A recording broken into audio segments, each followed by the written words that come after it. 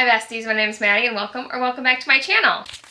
Today we are going to be going over the 16 books that I read in December. So I found some great ones and I found some that I should have DNF'd and I just didn't. There's pretty much a mix in here because we have some Christmas books, we have like contemporary romances, I think we have one thriller. So we kind of got a mix of everything and we are just going to jump right into it. So I did reading Christmas books for 24 hours as like a little reading vlog, so I'll like put that somewhere up here. So if you want to go watch that instead of listening to me about all these again, you can just go watch the vlog. So I read 5.5 books during that vlog and then I finished the one that I started. So we're just going to go over my physical copies first and then the ones that I read on my Kindle. So we are not starting off strong, ladies and gentlemen, but that is fine. So I read The Christmas Fix by Lucy Score and I rated this book 2 stars. I absolutely hated it. It's a single dad romance and I hated it. So take that as you will. So this follows our two main characters and she used to be from this small town, but now she's like a social media influencer and she's going to come back to this small town to help them because they got hit like by a hurricane or something like that. And she's going to use her like fame and wealth to like fix up this town. And this single dad in there is like, absolutely not, get out of my town, I cannot stand you, and is going to be their romance obviously, and it was terrible. I did not have a good time, so we're not going to talk about it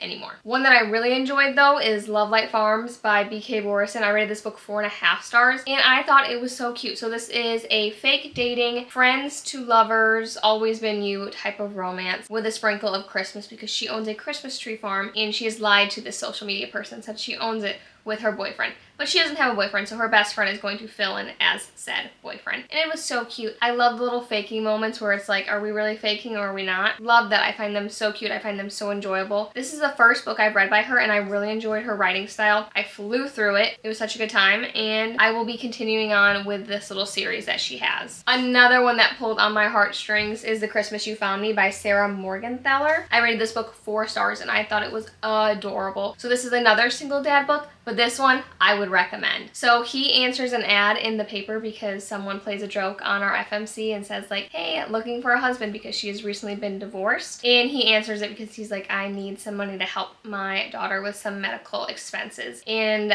our FMC in this is like, okay, that's fine. It'll benefit both of us, I guess. So they are in a now marriage of convenience, if you will, to help his daughter, and they kind of fall in love along the way. I thought it was so cute. I believe she has something to do with like Christmas vibes somewhere along there. I don't know if it's like a Christmas tree farm, something like that. So that's where you get those vibes in there as well. Then a few that I read on my Kindle. So I have How My Neighbor Stole Christmas by Megan Quinn, and I rated this book 3.5 stars. I wanted to love it, and I did at the beginning, but after I sat with it for a bit, it just wasn't for me. So this is basically a Grinch-inspired rom-com, and it didn't hit how I wanted it to hit. I was really enjoying it at the beginning, but after a while, it just kind of got old, and that third act breakup really ruined it for me. Our two main characters are fighting over first place for this like Kringle competition. I don't even know if that's what it's called. That could be so wrong. But they're basically in this competition against each other to see who has the most Christmas spirit. And when I tell you it was Grinch inspired, it was Grinch inspired. Okay, the names were almost identical. Some of the things that they were doing were pretty identical to the story. It was a thick book and I feel like it didn't need to be as long or as heavily Grinch inspired. And then I had a short little novella, so then I read My December Darling by Lauren Asher. Cute, 3.5 stars. For as long as it was, I think I wanted more, because usually when I read like little novellas, they're like 100, 150 pages. This was like pushing like the 2, almost 300 range. I'm almost positive. So I felt like it got to a point where I was just feeling like I was reading a book that didn't have like the punch that her books usually have. So this follows our two main characters, and she is the maid of honor for her sister's wedding and he is the best man, and her sister ends up actually marrying her ex-boyfriend, but it's fine because she never wanted to settle down or anything like that, and there's no hard feelings, I guess. But her and this best man don't really get along until they're kind of forced to kind of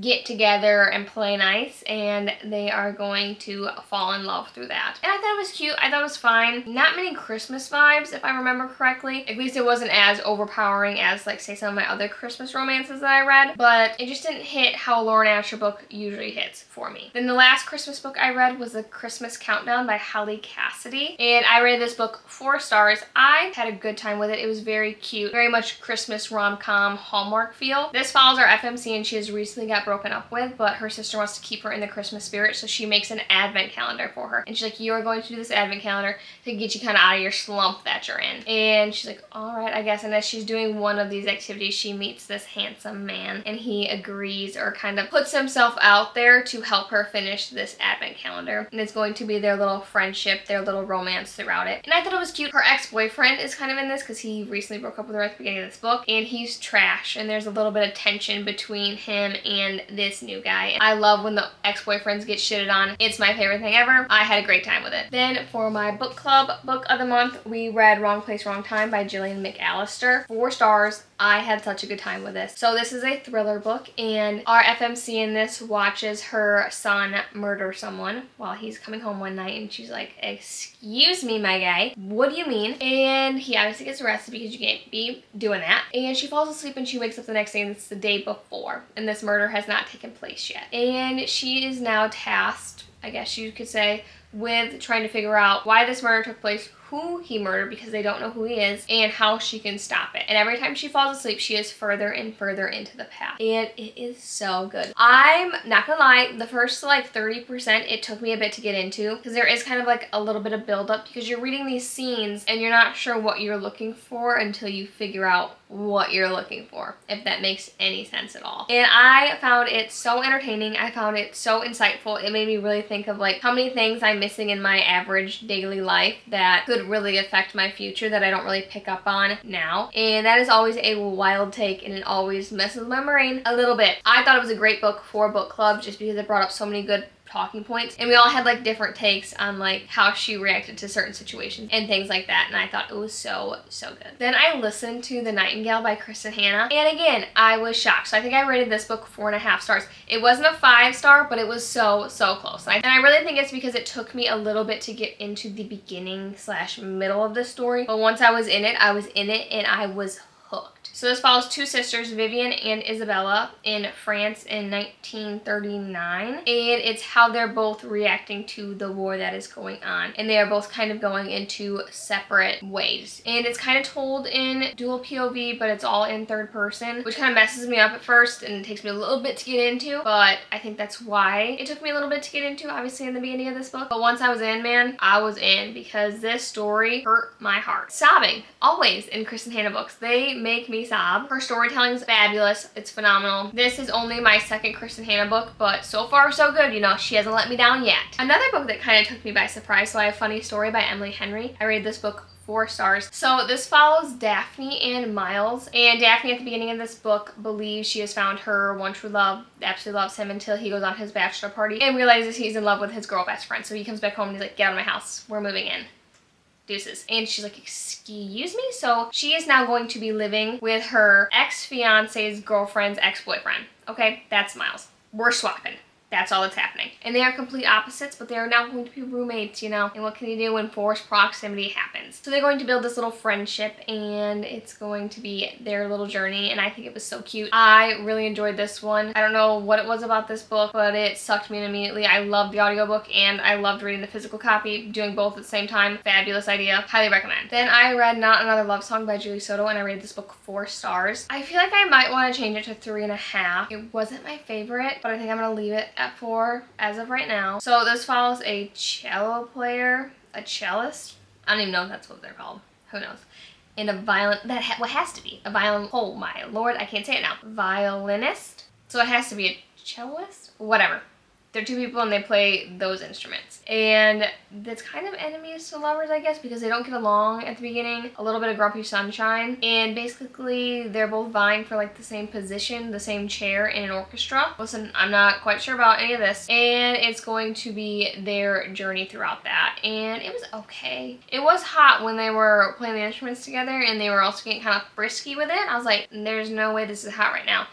But it kind of was. Maybe that's why I gave it a little bit of a bump up to a 4 star. I think I liked Forget Me Not a little bit more than this one, but still good time, good storytelling, and her books flow so easily. Ooh baby, then I read The Front Runner by Elsie Silver. I rated this book 4 stars. Love being in her world. Love this woman's writing. Any small town cowboy romance written by her, I'm gonna love. So this follows Stefan and Mira, and Stefan is not liked in the other books. Like, he is not seen as like the greatest person in the world. And Stefan kind of sucks suckers Mira into dating him and like giving him a few dates because they kind of work on something together. Mira agrees because she kind of has a soft spot for him, and she's kind of like, I kind of dig this a little bit. And it's going to be their little romance. And Mira kind of likes that little bad boy-ish energy that he has, but he's actually kind of a golden retriever and is very sweet. So it was a fun little story. Elsie Silver's writing again, sucks you in immediately. Her stories are always so great. Her characters are great. The found family that these characters have are always great. There are truthfully no complaints from me. And then I got an arc for Last Home for Evelyn by Cami Werfel. And I rated this book 4 stars. So this is a foster sibling second chance book told in dual POV and dual timelines. The past timeline, you have them in foster care and the house is not great that they're in. The man that they're living with is not the greatest, and our MMC is basically just trying to protect these kids,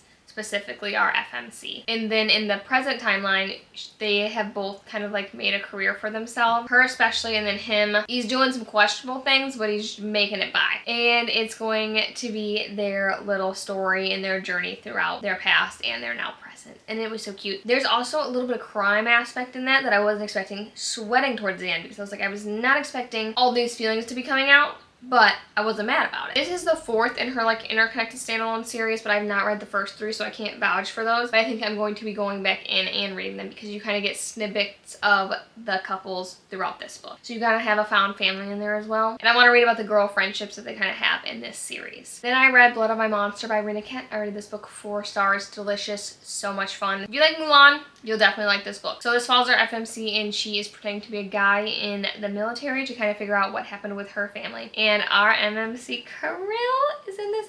I love this man. I love him so much. Anyways, besides that, he's basically some higher up guy in the military. But he's also doing some other side business with some other things going on. A lot of lines are being crossed because he's kind of like mafia as well. I don't know, dude. I don't know what happens in these books, but I eat them up. Okay, I'm gonna be so for real. And I feel like Rena Kent's writing has so many like plot twists that I feel like I'm gonna say something that will spoil the book. So I'm not gonna be doing that. But it ends on a cliffhanger, and I thought I read book 2, but I'd never marked it, so I must have not read book 2, so I'm going to be reading book 2 soon because the plot twist that it leaves off on, criminal, let me tell you right now. But I only have 2 books left in the Readerverse before I get to Legacy of God series, and when I tell you, I cannot wait, I cannot wait. I promise you right now I will be doing a reading vlog of reading the Legacy of God series because cannot wait. Another book that took me by surprise. So I have Love Lists and Fancy Ships by Sarah Grunder Ruiz. I rated this book 4.5 stars. I was shocked by this. So this is more women's fiction with a little bit of romance, but it handles grief heavily. I didn't expect to be crying during this book, but I did. So this follows our FMC, and she is a yacht stewardess kind of living her life, and typically her nieces come and visit her, but she has recently lost someone close to her, so her 2 nieces are going to come visit her and stay with her for the summer, and it is going to be their journey with grief, life, learning new things, and a little bit of romance in there as well. And he's also a single dad.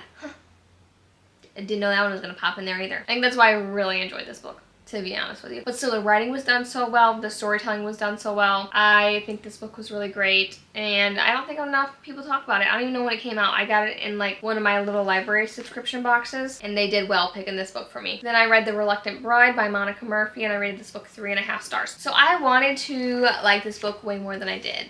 So I feel a little bad about that. But it just didn't hit how I wanted it to hit, I guess. So this follows Charlotte and Perry. And Perry is some rich guy, but Charlotte is a Lancaster from like the other books. But I don't know when this book takes place, to be honest with you. And it's basically an arranged marriage to this really rich family, and they're not really going to get along till the very last page, basically. It was okay. I think I'm going to finish out the series just to see if like maybe I would like it if it was all cohesively done together. Because I've never read a arranged marriage, I guess you could say, that needs 3 books. Like, I don't know what else could be going on that you need 2 more books for. Not a clue. But it was okay. I'm glad I read it. I'm glad I got it off my TBR. The cover is the only reason I bought this book, so I just kind of wanted to check it off my TBR. So I think I'm going to be reading the other 2 in the series. I just don't know when I'm going to be picking them up. And then the last book I read in 2024 goes to Brule Prince by Sophie Lark. I rated this book 4 stars, and this is another arranged marriage book. So this follows our 2 main characters, and they kind of get into a tussle the first time they meet, okay? And they kind of smooth things over. Their families decide these 2 are going to get married. They're like, no ma'am. And our MMC just happens to be deathly allergic to strawberries, so our FMC is like, you know what would be a great breakfast before I get married? Strawberries. And she tries to kill him. immediately. Love that. It is going to be their little relationship being now married and they can't stand each other. It is so much fun. I love this woman's writing. I think her stories are so much fun. You see why they're so much fun? For real though, I think she has a great way of storytelling. I think her books are beautiful. I have such a good time with them. The quotes always hit. The way that these two kind of work together in certain ways. Fabulous. Highly recommend this. This is part of the Brutal Birthright series. I have to really slow down when I say that because I cannot say it fast. And I am definitely going to be continuing on with this series. So those are the 16 books that I read in December. I had a great reading month. I had a great reading year. I am so thankful for every book that I read in December. Thankful for every book I read in 2024, to be honest with you. As always, thank you so much for watching today's video. Make sure to like and subscribe, and I'll see you in my next one. Love yous!